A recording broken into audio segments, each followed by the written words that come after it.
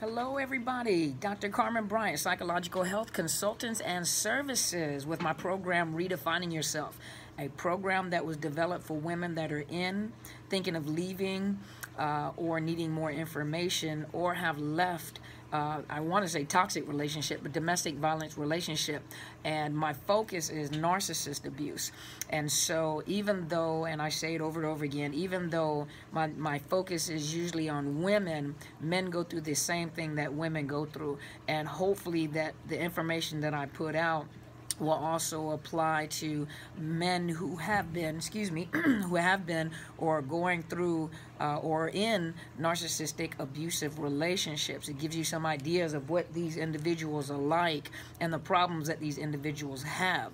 And so today I wanted to come on, and if you have not already, please subscribe to my YouTube channel. It is Dr. Carmen Bryant, DrCarmen Bryant, Overcoming Narcissist Abuse. And I do have a professional Facebook page, which is Psychological Health Consultants and Services.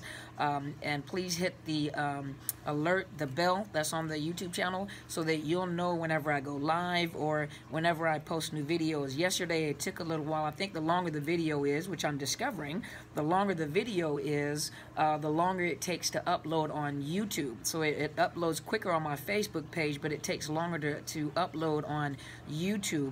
I'm also working with a big brother of mine that I used to work with when I was a radio announcer, and I used to work at the radio stations. Him and I are coming together. I'm so grateful. Thank you, Bryant.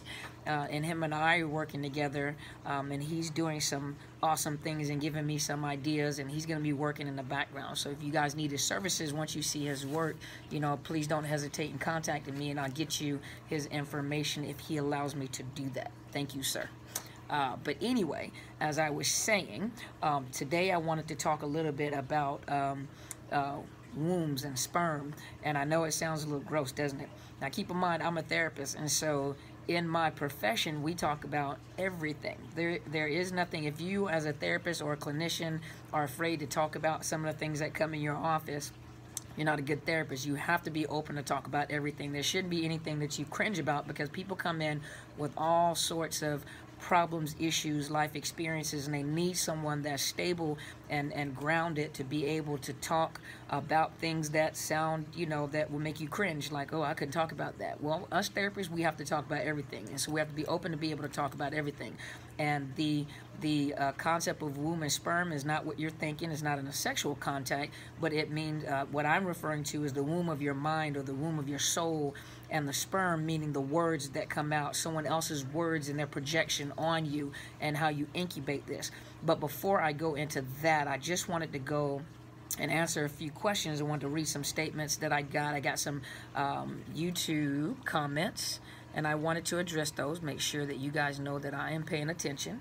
Let's see. Miss Jennifer, let me write down this word, is belladonnas. I'm going to talk about that. I apologize, I got that kind of late. So let me put that down, okay? So I got that, Miss Jennifer. Let's see. Let me go through some of the comments. Okay. Thank you guys, even for those of you that have emailed me that prefer to stay anonymous. Thank you for sharing your stories with me. I am so honored. Thank you guys. Thank you for trusting me like that. Miss Rahel. Now, I don't know if I'm pronouncing it right or not, so you have to let me know if I pronounce it right. Miss Rahel. Miss Rahel. It's a pretty name, Rahel. I want to say Raquel, but Rahel. And you said you're like a sis. I hope so. We are sisters, and of course those gentlemen that watch, my brothers, but those of us that have been, in the military, one of the things that causes us to bond and be comrades is the same experience. Those people that have worked with the military and those people that have been in the military. It doesn't matter the branch of service, but we are brothers and sisters at arms because we went through similar training. We went through similar experiences. We have similar language, and so we are brothers and sisters at arms. Well, think about, you're coming out of a situation, and sometimes you need guidance and leadership to get you out of situations. So we are brothers and sisters in this recovery process. Some of us have gone beyond and have, where you're at and where some of us may be at is beyond where you are, but we've experienced it as well. Hopefully this is not too low. Let me make sure it's not too low. But you know, hopefully, and I really appreciate that, Miss Rahel. I feel like, you know, the those of you that comment, you know, we are sisters and family together in this recovery process. And sometimes you need, and I reiterate mentorship. I have a mentor and have had a mentor for over 12, almost 12 years. She's been my counselor. She's been my mentor.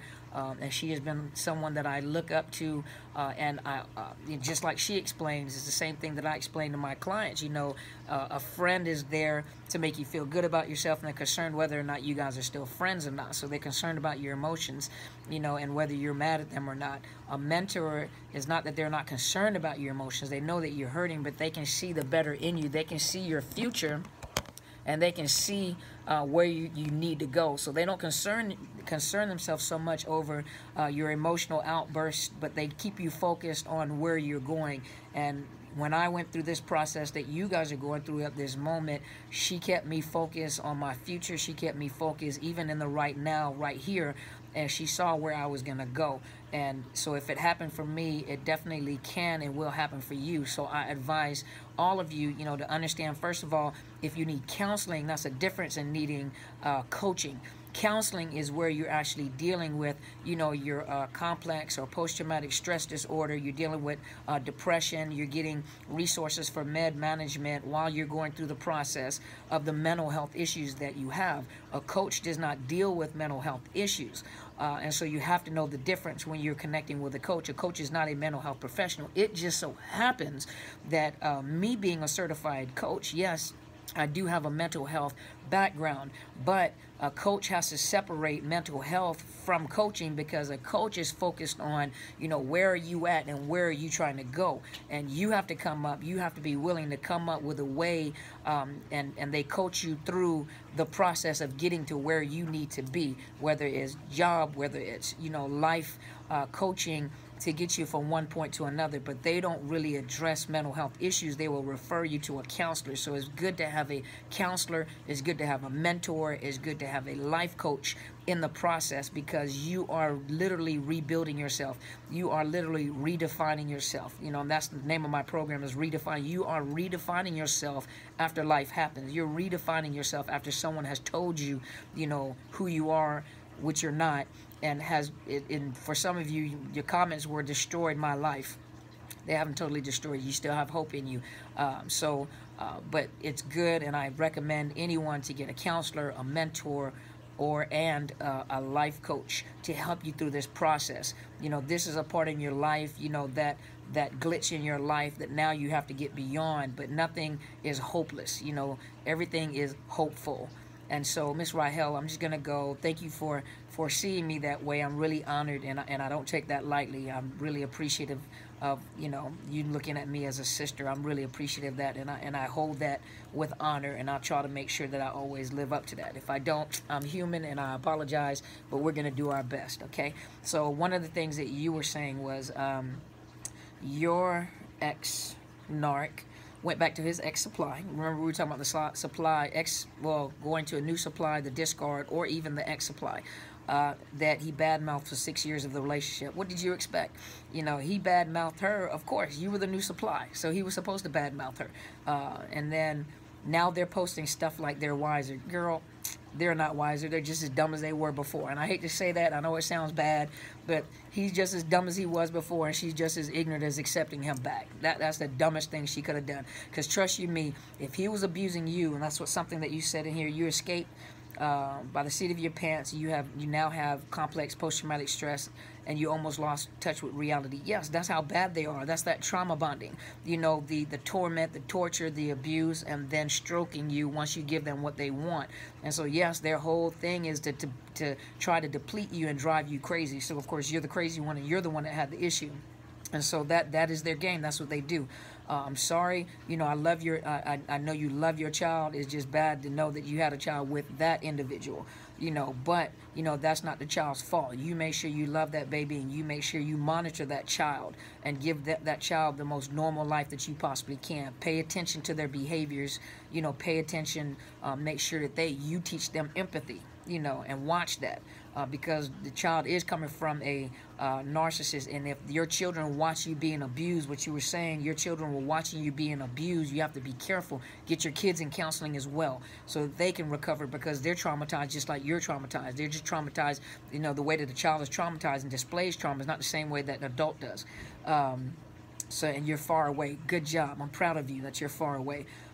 His ex didn't allow their child to come to the house because I charged him with assault when he assaulted me and my child, and he went to anger management, and I took him back, and it slowly got worse. So first of all, good job that you did get him charged with assault. Excellent. It's on record. Second, he came back. I mean, but that is the cycle of people that are abused. When you haven't broken the cycle of abuse, you know, don't feel shame or bad or guilty over that. When you love someone, you love someone. And the thing about it is that the narcissist knows that you live off of hope. And so, you know, most of us that are on here, and most of us that have been through this situation, whether it was domestic violence or it was with a narcissist, narcissist abuse, we had hope, you know, and that is human, that we have hope. We hope that this person will change and heal, that they would do better. You trust that, and you live by hope, you know. But he took advantage of your hope. And so, of course, you know, and a narcissist is not going to change. They will not heal. They can't change. Tigers don't change their stripes. It just won't happen. And so, of course, when he came in, you know, most of the time you find out when you're dealing with domestic violence that once you accept the abuser back, the abuse just gets worse. And remember, he was trauma bonding. So then he's punishing you for charging him with assault. And so, of course, that is the natural flow of a narcissist. So that's not abnormal. That's not, when I say abnormal, that's abnormal behavior. But, you know, accepting them back and trying to make things work, and loving this person, hoping that your love will help them change. You see that things can be better. That is a normal process of a relationship where you love someone. And so don't feel ashamed about that. But of course it got worse. You know, I wouldn't think any different. So he devalued you and discarded you 100 times and gaslighted you to a point of insanity because he had other sources of supply. And on top of that, the X source supply that he was bad-mouthing to you, trust you me, what he's doing to you now is what he was doing to her then. So the way that he was bad-mouthing her and making sure that she sees posts of you guys and how well he's doing is now the exact same thing that he's doing to you. I mean, they're creatures of habit. If you pay attention, they're creatures of habit. And the exact same thing that he's doing now is the same thing that he was doing with you. Gaslighting, discarded you 100 times because of the fact he was hoovering other people. He was already grooming other people and had other sources of supply. He just didn't find a good source of supply. And you thought it was your fault. It's never your fault. Abuse is not your fault. I don't care what you do. Abuse is not your fault. And he's the one with the issue, not you. Let's see. How can he change for her and go back after all he said about her? He didn't change for her. He just had no other source of supply that he can go to because you were already coming to your senses. Excuse me, my nose is itching. But he did not have a good source of supply to go to, and so it was falling apart between the two. Okay, I'm going to scratch my nose. Hold on. But he didn't have another source of supply to go to at the time, so he went back to what was familiar. And so all that time that he devalued her and talked bad about her, he started hoovering her already with his plan to go back to her because it's almost like, let me go back to my starting point so I can find a different supply. Trust you me. He's already looking for new supply even with her because, number one, he looks at her as being weak and stupid for taking him back in the first place. He just has to play the game so that he has some type of stability while he's looking for another supply. It's not going to last. I promise you that. Listen to me. It's not going to last. I don't care how long they're together. You guys were together for 6 years. It's not going to last. Trust you me. You're going to see it, okay? You're going to see it. But don't focus your attention on that. You know, live your life and move on.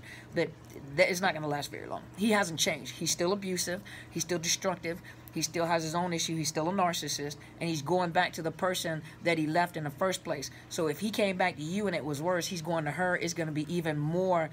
It'll be even worse. Hopefully he doesn't kill her. That's what I'm hoping, that he doesn't get to a point where he actually tries to kill her or she kills herself. But it's going to be even worse than what it was with you. I promise you that.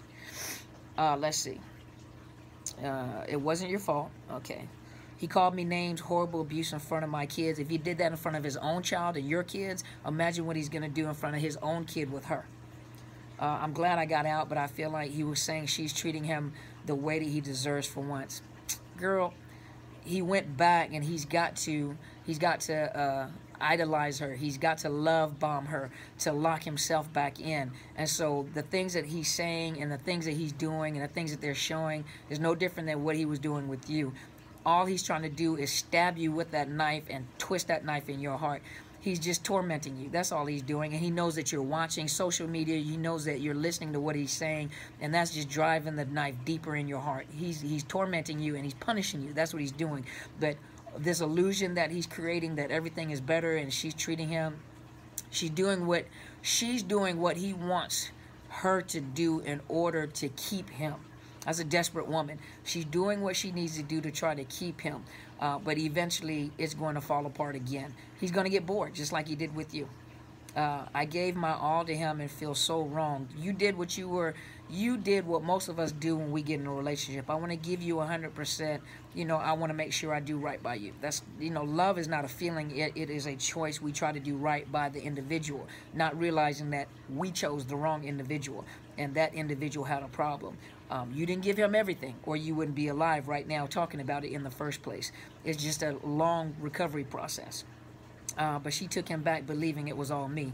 You took him believing it was all her, you know, so the same thing. But no, you did not give everything, and you are now a survivor. You're not a victim anymore. You are a survivor, and you are on your path to recovery. It was never your fault. He has not changed. Tigers do not change their stripes, and she did not get something better. Trust you me, she did not get anything better. If you know that's how he is, trust you me, it's going to happen. He's got an assault charge with you. Imagine what he's going to do to her. The greatest thing you could have done is leave for you and your children's healing and your sanity. So you did a good job, and good job, Rahel. I hope I pronounced that right. Let's see, next comment.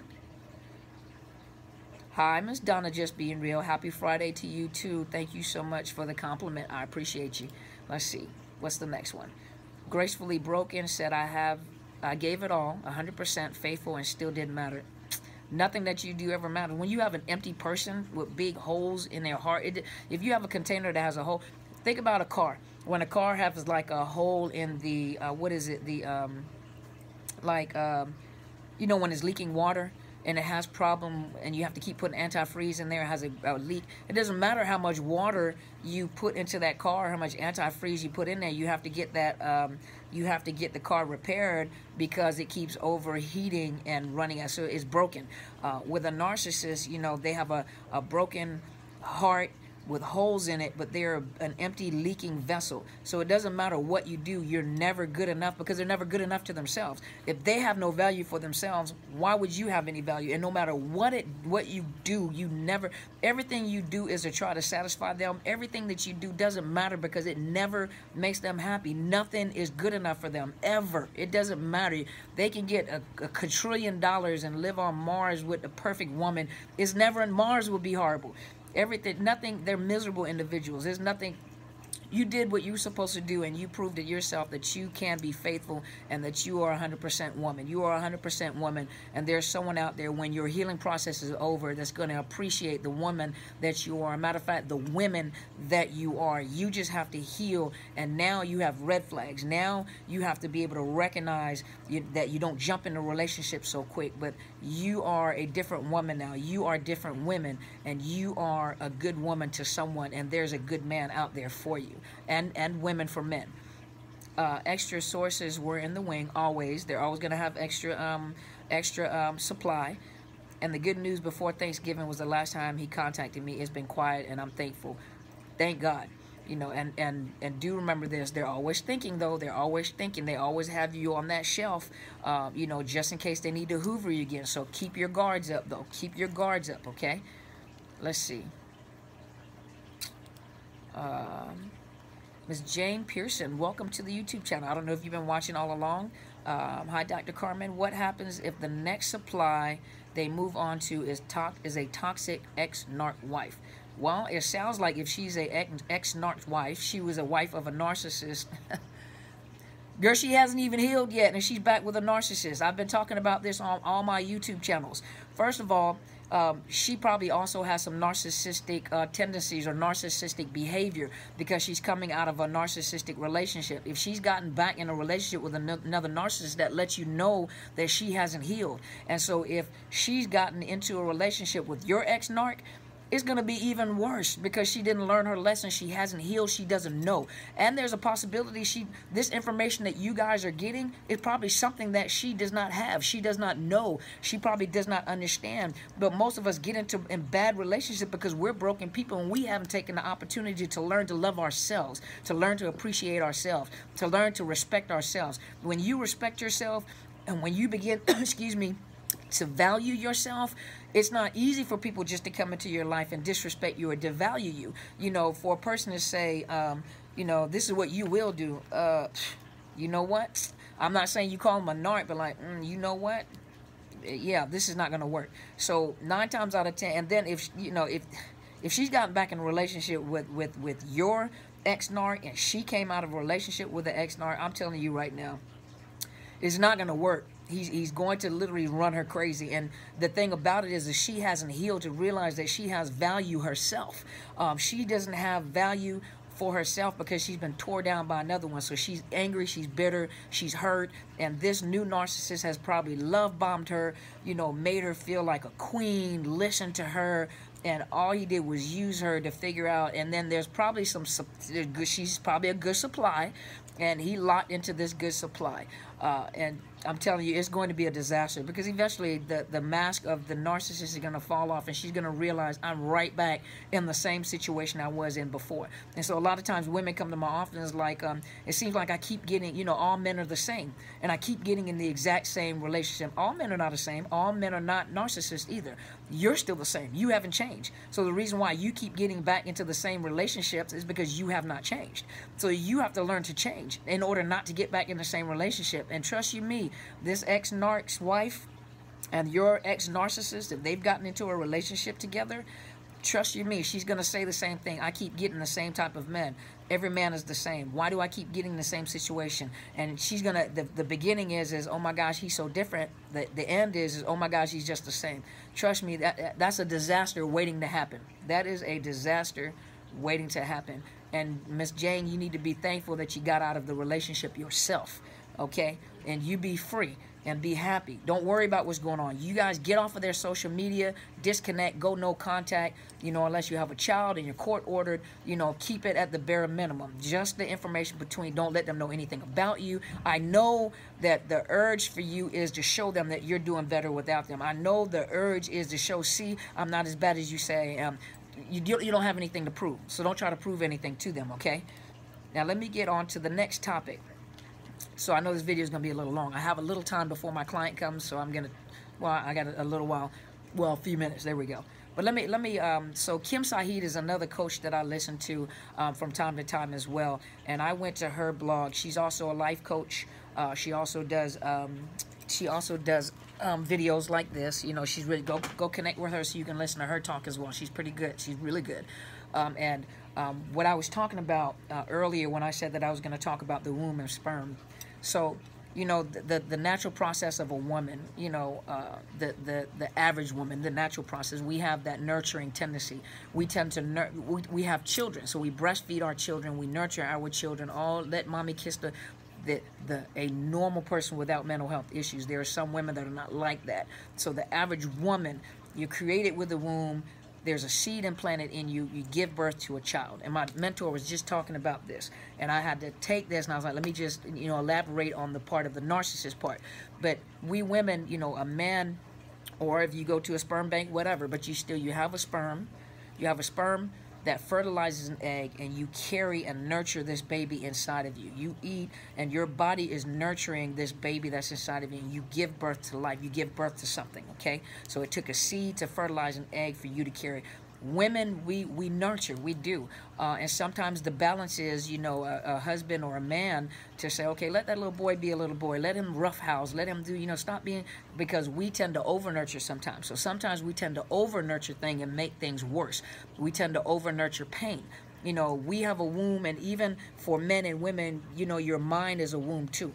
And so what people say, you know, the words that come out of their mouth are seeds. It's like sperm, and it fertilizes. It actually plants seeds in the soul of your mind, and it begins to you know, the more you're around negative people, the more those words begin to fertilize those seeds that were planted in your head. A narcissist will plant seeds in your head, and then the soul of your mind and the situations in life, and really what the trauma bonding that they do nurtures that soil and feeds that seed to help those seeds grow. So you have seeds of doubt, seeds of low self-esteem, and a lot of things that you're saying, the words that you're speaking are the seeds, are the fruit, or is the harvest of the seeds that they planted in your mind. A lot of you are walking around here with a low self-esteem. You feel bad about yourself. You come out, you have post-traumatic stress, you have complex, you know, but all those were seeds that were planted in your head by the abuser that you were with. And a narcissist knows how to do it. You know, they trauma bond, you know, they love bomb, and you know, but the things that they do is so subtle, but everything that a narcissist does is intentional. There's nothing unintentional. There's nothing accidental. Everything is very intentional. So I wanted to read something here from Kim Saeed, and then there's a letter on here, and then I'll be off. I know this is kind of long, then I'll be off, okay? So so here she said, did your narcissist partner, now this is on her, she has a Kim Saeed, that's her site, KimSaeed.com. So that's her blog, and you can see it says the real reason narcissist comes back after no contact. So it said, did your narcissistic partner recently leave you for a new lover and is now having second thoughts, or did you finally leave and are being stalked like an episode of Investigation Discovery, complete with love bombing and hoovering? Hold on, let me itch, okay? As convincing as it may seem, it is simply your ex trying to hoover you back into a toxic relationship with them. Remember that, Miss Rahel? Every single action employed by the narcissist stems from a pathological need to control others. In order to prove your love to a narcissist, you must surrender all power and control to them and become a real-life marionette whose only purpose is to enhance the narcissist's false image, take care of their every need, and accept their self-serving abuse. They are a walking illusion, okay? Miss Gracefully Broken, Miss Jennifer, Miss Rahel, Miss Jane. So the narcissist, Mr. I'm sorry, I have to go back and look at your name. Please forgive me. The narcissist has no real identity. Remember, I've been talking about this on all the scopes. They have no identity. You speak the script. You write the script, and then they fall into the character that you write for them. They have no real identity. They are an illusion of themselves built on their own ability to control other people. She's saying it. The very thing that I've been saying on all these videos. When they lose control, this illusion is shattered. That's a narcissistic injury. And so when you leave, you shatter their illusion. And so let's see. And this explains why they shift into turbo gear when you implement no contact. No contact makes the narcissist feel small, worthless, and powerless. Then they whip themselves into a frenzy because they need your supply to maintain their false image. You were a source of supply, and they fueled themselves off of you and created an illusion. Every person that they connect with, they create a different type of illusion. Remember, we write with the words that we have spoken, the seeds that we have planted, the script that we have written, is the role that they play. So this is the illusion that they're now creating for everyone because they have that grandiose thinking, remember? And so when you go no contact, you've shattered the illusion. They don't know how to get themselves. They're trying to rebalance. It's like a computer trying to reboot. Okay, my files are everywhere. Okay, you're embarrassing me. And just like my mentor said, you're hurting me. You're hurting me. I'm hurting. It's not that they're hurting. They're emotionally hurt because you left. They're hurting because of the fact that you have shattered this illusion, and they're humiliated. And it's a narcissistic injury. It has nothing to do with feelings for you. And so when you go no contact, I said the exact same thing. When you go no contact, you're shifting power back to yourself. The narcissist loses their sanity because they've lost not only their godlike power, but also their emotional punching bag, which was you. And so you're taking your power back, you're taking your thoughts back, you're standing up for yourself, you're speaking up for yourself, and they're looking like, how dare you think? I tell you what you think. I tell you how you're supposed to think. I tell you how you're supposed to feel. I tell you what you're supposed to do on a daily basis. And if you can't live up to what I'm telling you, they have standards that are so high there's no cap to it. You can never live up to their standards or anything, and you're in a frenzy trying to live up to what they're telling you to do. If only you would do this, if only you would do that. You know, and no wonder women have committed suicide and driven themselves crazy. Look what they're doing. They're never happy. Remember I said that. They're full of jealousy, rage, insecurity, and hatred. I just said that, I think, on the last video. Due to this, he or she has a load of vile bile stewing in their stomach cavity at all times, and they need someone to project their negative emotions onto. Didn't I say that? You have become their trash can. So they spew and project on you, and then you take that as a seed. You take that, you cultivate that, you nourish that, and now you're living their projection. Those were not even your thoughts. Let's see. You know, when you come out of a relationship, or even while you're in it, you're suffering from post-traumatic stress, complex post-traumatic stress. This is what she's saying. Trauma bonding, Stockholm syndrome. Remember, I talked about that. Crippling self-esteem and depression. I talked about all that. See?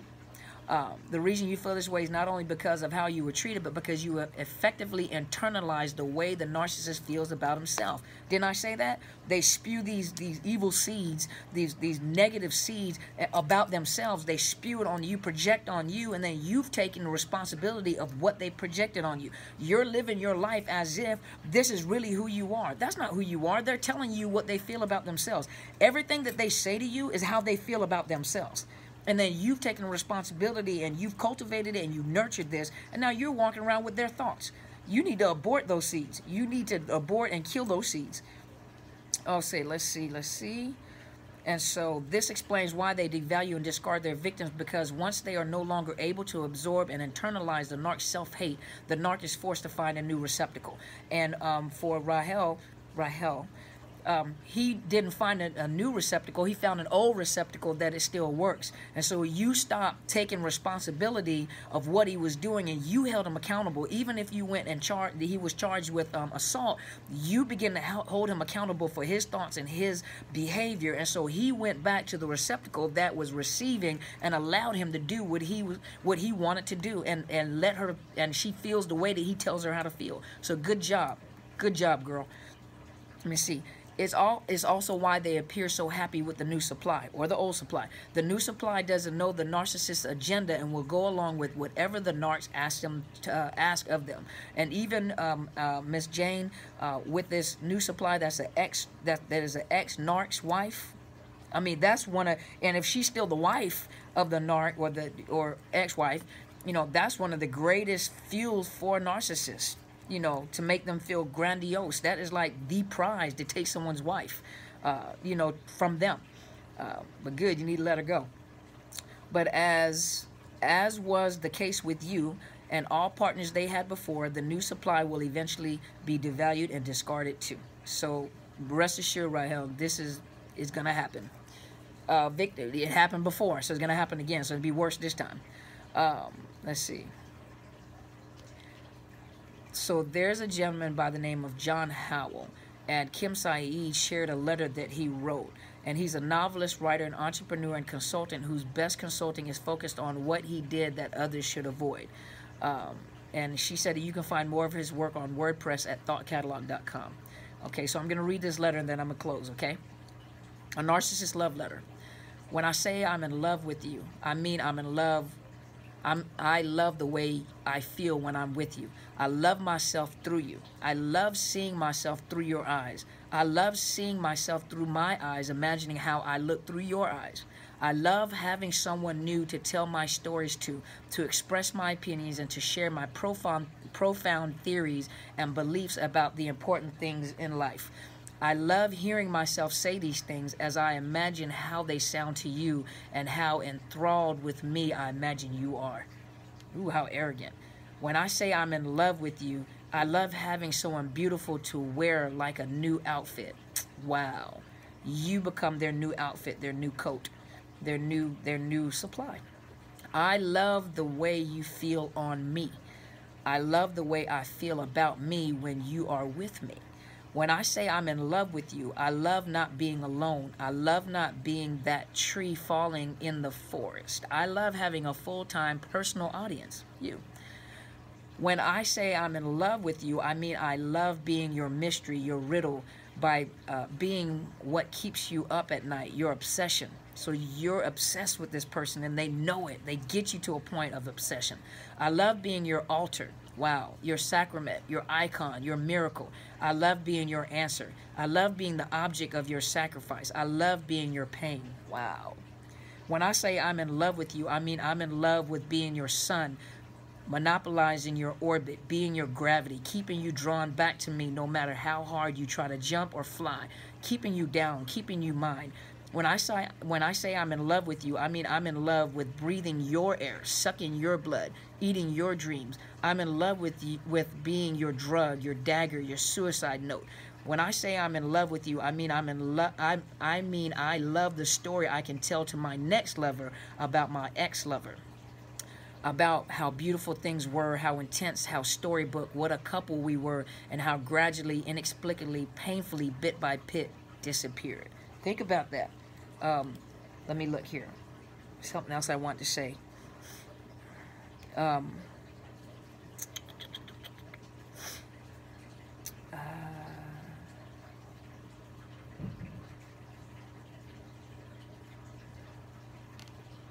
Okay, well, I guess not. Okay, so think about that letter. Think about what that narcissist just said, and think about how he viewed you, or how she viewed you. They have no empathy. It's all about them. It's all about finding what they assume is a perfect supply, which is only for a short period of time, to make the illusion that they're, to create the illusion about themselves, to create their persona to the world, to people around them. So see, you haven't lost anything, and you got to get those seeds out of your mind. You've got to recognize, you need to write everything that you feel about yourself and where those thoughts come from. Write down how you feel. I have a low self-esteem. I feel worthless. I feel like I'm not even a woman, a good wife, a good, write those thoughts down. Write all the negative stuff down that you think about yourself. And then I want you to go to the root, to the source. Where did that come from? Why do you feel that way? I feel that way because I guarantee you that all those feelings you have are going to point to another person. But you have to be responsible now, recognizing that they projected on you and you nurtured in your womb of your head. You have nurtured these negative projection, these sperm, these seeds, these words that were implanted in your head. You nurtured it, and you nurtured it until it grew into something negative for you. So now you're living out your life based off of their projection. And everything that they said is how they feel about themselves. So they just assume you feel that way too. Or if you don't feel that way, if your behavior and your actions show that you're a happy-go-lucky person, misery loves company. They impart it in you and then watch you. It's like a snake that bites. The lower narcissists are like cobras. Cobras don't have, the baby cobras when they're first born, they have no sense of control, so they just bite. They just drain themselves. The older and more mature cobras, they bite, back up, and then watch you die. That is exactly how a narcissist is. When they're young, they bite. When they get older and they get more mature and they learn the game, because it's the art of illusion, the art of manipulation, and they bite, and then they back up, and then they watch you self-destruct. You self-destroy your own self. You self-sabotage. And they're sabotagers. So hopefully this has helped you guys. Thank you guys so much for all your comments. I got one suggestion of, of a name for our support group. When we do one, we need to come up with our tribe name, Sis Rahel. You guys come up with come on, you guys send me some suggestions, and I'm gonna put all these names together, and then we're gonna vote on it to see. And whoever's name is chosen, the name for our tribe, you're going to get a 45-minute call from me. We're going to talk, and I'm going to send you something special, okay? Because I want to show you guys that I really appreciate your support. I really want to show you guys I appreciate you guys tuning in and all the comments and the stories you're sharing. And I think it was Jennifer, the Belladonna. I'm going to look it up and talk about it, okay? Thank you guys so much for tuning in. Today's Friday, so I'll be back next week, okay? But send me you guys your comments, and, even suggestions of topics that you want to talk about. I'm going to write them down, and I'll talk about those topics. Just tune in. I'm going to go live on Periscope soon. I'm thinking about going live this evening on Periscope. If you guys have Periscope, it is Dr. Carmen Bryant, and then my little handle at the bottom says First Sergeant USA, so you guys can look for me, friend me on Periscope Periscope if you have Periscope. And remember, when I go on Periscope, these people have never met me before, so I'm basically having to kind of restart all over again. I'm gonna, you know, ask them to go to YouTube and kind of catch up to where you guys are at. But when I go to Periscope, you know, I'm gonna basically have to start from scratch and kind of build my way back up again, okay? Because I'm teaching about narcissist abuse. And so if you guys want to tune in on Periscope, you're welcome to go on Periscope as well. You're open to ask me whatever questions you want to as we build this again. Please, you know, subscribe to my YouTube channel. It is Dr. Carmen Bryant with a T, Overcoming Narcissist Abuse. And hit the bell so you can be alerted when I post, or you can go to my professional Facebook page, Psychological Health Consultants and Services, and follow me there. I'm on Instagram under Psychological Health Consultants and Services, I think, or serve. You have to just look for me. And my email, if you want to email me, Dr. Carmen Bryant, DrCarmenBryant @outlook.com. Thank you guys once again for sending me your stories. Some of you want to remain anonymous, and I respect that. And I thank you so much for trusting me with your stories. I am so honored. I am so honored that you guys follow me and that you would trust me with that information. I don't take that lightly, and I take the, you know, that is really, you know, that is, you know, when I tell you guys, when you guys get to a healing point and you start talking to people to help them get through healing, that right there, that is the most honorable thing for people to start sharing their stories, to see that you'll see that your pain is not in vain, and you are there to help somebody else as well. So thank you guys once again for tuning in. And as my friend always says, go and be great. And I add to it, I really mean that. I do.